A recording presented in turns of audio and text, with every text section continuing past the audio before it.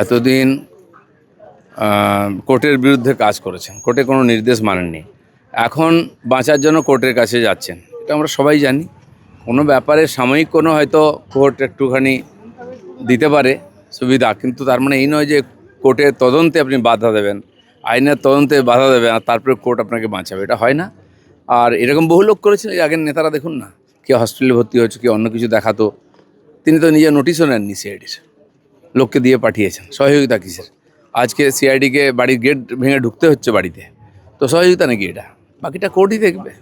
নিয়োগ দুর্নীতিকাণ্ড, সেখানে ইডি স্ক্যানারে অভিষেক বন্দ্যোপাধ্যায় আজকে হাজিরার কথা শোনা যাচ্ছে। উনি এখানেও আবার আদালতের রক্ষা কবচ নিতে যাবেন। যেখানে যত ঘোটালা মানে দুর্নীতি হয়েছে পশ্চিমবাংলায়, নিচ থেকে উপর অবধি সব জায়গায় ওনাদের হাত আছে, পার্টির হাইকমান্ডের হাত। সব সুবিধা ওনারা নিয়েছেন, নাহলে বন্ধ করেননি কেন? সব জানতেন।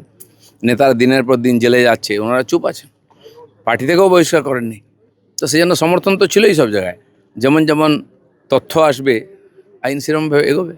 মেসির ভাই আজকে তার রক্ষা কবচ বা তার সময়সীমা দুটোই একসঙ্গে শেষ হয়ে যাচ্ছে। কারণ মেসির ভাই অরূপ বিশ্বাস, ঠিক আছে, ছবি বিশ্বাস, তার আজকে মেয়াদ শেষ হয়ে যাচ্ছে। আজকে যদি তিনি না যান, তিনবার তিনি হাজিরা এড়িয়েছেন, তিনি না যান, দেখুন, একজন নেতাকে নিয়ে আলোচনা করতে গেলে দিন কেটে যাবে। এরা যা অপরাধ করেছে, যা অপমান করেছে লোককে, আর বাংলা যে বদনাম করেছে, সাধারণ মানুষের দিন মুখ বন্ধ করেছিল, এখন তারা কমপ্লেন করতে আরম্ভ করেছেন, তার তদন্ত হচ্ছে। আর বাকি কিভাবে ডিমের দাম বাড়ছে আপনারা দেখছেন। আর এটা চিন্তার বিষয় আছে। কমপক্ষে মানুষ ক্ষোভটা ডিমের উপর দিয়ে দাঁড়াচ্ছে। যদি ইট পাটকেল নিত, ইটের দাম বেড়ে যেত। এনসিপিআই দলটা 4 বছর আগেই তৈরি হয়ে গেছিল। তার মানে যারা আজকে 22 জন এই দল ছাড়লো, তার মানে তারা আগে থেকে তাদের ব্যাকআপ ঠিক করেই রেখেছিল। কাদের নিয়ে বসবাস করছিলেন মমতা ব্যানার্জি?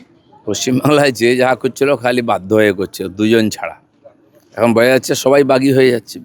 পুলিশ প্রশাসন সবাইকে চেপে রাখা হয়। সাধারণ মানুষ, পার্টির কর্মীরাও ওখানে স্লেভের মতো ব্যবহার করতে পারছেন, দাসের মতো। তারা বলেছে থ্রেট কালচার।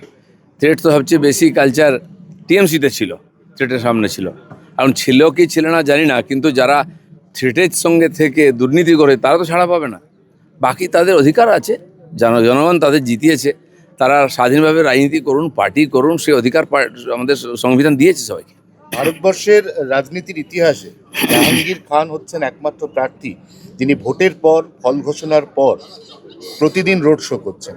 তিনি কোমরে দড়ি পরে নিচ্ছেন, হাতটা জোর করে নিচ্ছেন, মাঝে মাঝে কানও ধরছেন। এর মধ্যে তার বিড়ম্বনা আরও বাড়লো, কারণ জেপি নাড্ডার ওই যে কনভয় 2020 সালের ডিসেম্বর মাসের 10 তারিখ, যার আপনি প্রত্যক্ষদর্শী, সেই মামলাতে জাহাঙ্গীর খানের নাম ছিল। তিনি তখন গ্রেপ্তারও হয়েছিলেন একদিনের জন্য, তিনি জামিন পেয়ে গেছিলেন।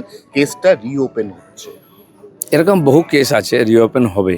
কারণ ওই দিন যে ধরনের ভয়ঙ্কর আক্রমণ হয়েছিল, আমিও মাননীয় নাড্ডাজির গাড়িতেই ছিলাম। ওটা যদি বুলেট প্রুফ গাড়ি না হতো তো বাঁচা মুশকিল ছিল আমাদের। 2,000 লোক ঘিরে, তার থেকে ইট পাটকেল ডান্ডা দিয়ে মারছে, তার মাঝখানে কতগুলো গাড়ি ভাঙলো। তো এরা আমরা দেখতাম সাধারণ মানুষের যেন আইনের উপর থেকে ভরসায় উঠে গেছিলো, পুলিশের উপর থেকে ভরসায় উঠে গেছিলো। কমপক্ষে সেটা ফিরিয়ে আনা হোক। দিলীপদা, বৈদ্যনাথ ঘোষ দস্তিদার, কাকলি ঘোষ দস্তিদারের ছেলে, তিনি মমতা ব্যানার্জির দেওয়া বিয়েবাড়ির উপহারটা পর্যন্ত পাঠিয়ে দিচ্ছেন। এ কি অবস্থা ভাবুন। দেখুন, সেই প্রাইজ রিহার্স গ্যাং হয়েছিল একবার, আমরা দেখেছিলাম। নেওয়ার সময় নিয়ে নেন, আবার নাটক করে ফেরত দেন। তখন নিয়েছিলেন কেন? যদি ওনার প্রতি এত আপনাদের ছিল, ঘৃণা ছিল, নেওয়া উচিত হয়নি? তাদের পদ, তাদের টিকিট, তাদের পয়সা সব নিয়ে মান সম্মান কামিয়েছেন। আজকে যারা প্রতিবাদ করছেন, তো সে অধিকার আছে আপনাদের বেরিয়ে আসার করার, কিন্তু এই ধরনের ড্রামা করার কি মানে হয়? কুণাল ঘোষ বলেছেন সুদীপ বন্দ্যোপাধ্যায় নিজে পরচুলা পরেন আর তার বউ হচ্ছে চলতি ফিরতি বিউটি পার্লার। দেখুন, ব্যক্তিগতভাবে কাউকে আক্রমণ করা আমাদের রুচিতে বাধে। আমিও অনেককে বলেছি যখন তারা আমাকে অ্যাটাক করেছে। আজকে পার্টির মধ্যে ওদের এই ধরনের চুলটামাটানি হচ্ছে, আমি জানি না কোথাও অবধি যাবে এটা। পার্টির কালচারটাই সামনে আসে। হতাশায় লোকে অনেক কিছু বলছেন, করছেন। আমাদের কর্মীদের মেরে ঝুলিয়ে দেওয়া হতো। তৎকালীন টিএমসির নেতারা ববি হাকিম, কুণাল ঘোষরা বলতেন বিজেপি লোকের হতাশায় সুসাইড করছে। আজ হতাশা কাকে বলে দেখুন।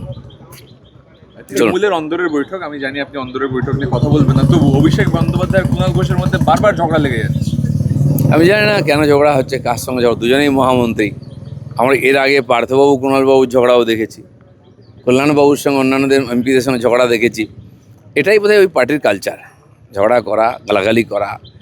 মুখে যা আসে যাকে ইচ্ছা বলে দেওয়া, এটার বিসর্জন হওয়া খুব দরকার আছে। কুরুক্ষেত্রের যুদ্ধের পরে যদু বংশ নিজেরা নিজেদের মধ্যে সংঘাতে শেষ হয়ে গিয়েছিল। এই যে কুরুক্ষেত্রের যুদ্ধ 26-এ হলো, যার ফল আমরা 4 তারিখ দেখলাম, এবার কি গোটা তৃণমূল কংগ্রেস দলটা যদু বংশের মতো হয়ে যাবে? এই যে যদুবংশ ধ্বংস হয়েছিল যে পদ্ধতি, সেটাকে মুসল পর্ব বলা হয়। আমরা আগে থেকেই বলেছিলাম যে টিএমসির মুসল পর্ব শুরু হয়েছে, তার প্রত্যক্ষদর্শী আমরা মহাভারত দেখিনি, শ্রীকৃষ্ণের যদুবংশকে দেখিনি, কিন্তু এই কুরুবংশকে দেখছি কীভাবে ধ্বংস হয়ে যায়। আচ্ছা, সৌগত রায় বলছেন আজ পর্যন্ত মমতার সঙ্গে আছি, কাল কি হবে জানি না। অনেকেই বলবেন, পরিস্থিতির দিকে তাকিয়ে আছেন, অপেক্ষা করুন।